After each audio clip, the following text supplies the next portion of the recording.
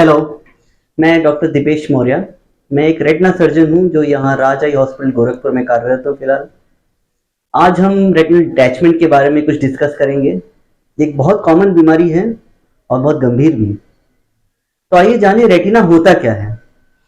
तो जैसे लेंस के बारे में तो हम सभी जानते हैं, लेकिन रेटिना हमारी आंख का सबसे सेंसिटिव और महत्वपूर्ण भाग होता है। ये आंख का सबसे पिछला परत है जहां से आंख की रोशनी बनती है। यही यहाँ से रोशनी बन करके कोशिकाओं द्वारा हमारे मस्तिष्क तक जाता है।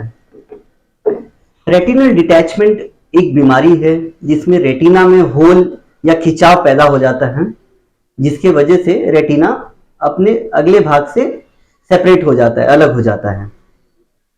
साधारण शब्दों में हम इसे कहते हैं पर्दे का खिसक जाना या पर्दे का फट जाना। ये एक बहुत गंभीर बीमारी होती है और बहुत इमरजेंसी भी होती है, क्योंकि समय रहते अगर इलाज ना हो तो पेशेंट की रोशनी हमेशा के लिए जा सकती है। तो आइए बात करते हैं इसके सेल्फ केयर के बारे में। क्या हम रेटिनल डिटैचमेंट को बचा सकते हैं, उससे बच सकते हैं? जी नहीं।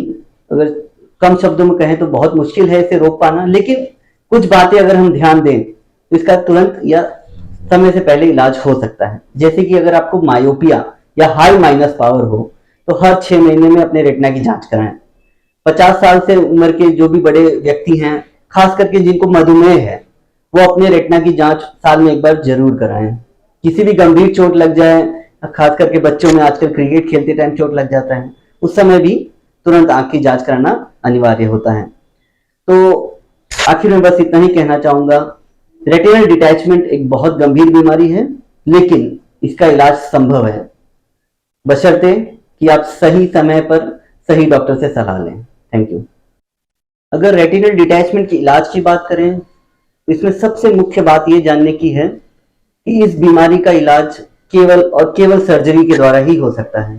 किसी दवा से न तो रेटिनल डिटैचमेंट को रोका जा सकता है, न ठीक किया जा सकता है। इसमें केवल 2 बातें ध्यान रखने वाली बात है इलाज के लिए। सबसे पहला बात है समय। जैसे मैंने कहा, एक बहुत इमरजेंसी कंडीशन है। समय रहते अगर इलाज हो, सर्जरी हो जाए तो ही ठीक होता है। जो लोग लेट आते हैं उनमें अक्सर सक्सेस बहुत कम होता है। दूसरी मुख्य बात ये ध्यान रखने की है कि ये सर्जरी केवल कुछ सुपर स्पेशलिस्ट रेटिना सर्जन ही करते हैं। तो ये संभव है कि आपके शहर में कुछ ही हॉस्पिटल हो जहां रेटिना की सुविधा उपलब्ध हो। तो जब भी आपको रेटिनल डिटैचमेंट या इस तरह की कोई भी बीमारी पैदा हो तो किसी अच्छे रेटिना सर्जन को जरूर दिखाएं। तो दूसरा सवाल है कि रेटिनल डिटैचमेंट के लक्षण क्या होते हैं। तो आइए जाने क्या है इसके लक्षण। तो ज्यादातर केसों में अमूमन ये बीमारी अचानक ही पैदा होता है। सबसे मुख्य सिम्टम्स इसमें या लक्षण होते हैं अचानक से रोशनी चली जाना, अगल बगल या ऊपर नीचे कहीं से भी एक काले पर्दे की तरह छाने लगता है आंखों के सामने, और धीरे धीरे कुछ ही दिनों में पूरी रोशनी चली जाती है। कुछ मरीजों में खिसकने के पहले काले धब्बे या उड़ते हुए तरंगे दिखती हैं। अगर ऐसा कोई भी लक्षण आपको दिखे तो तुरंत किसी डॉक्टर से सलाह लें। तो रेटिनल डिटैचमेंट के कारण क्या होते हैं?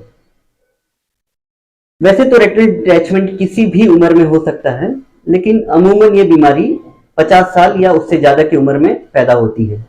ज्यादातर केस में इसका कोई कारण नहीं होता, ये किसी को भी कभी भी हो सकता है।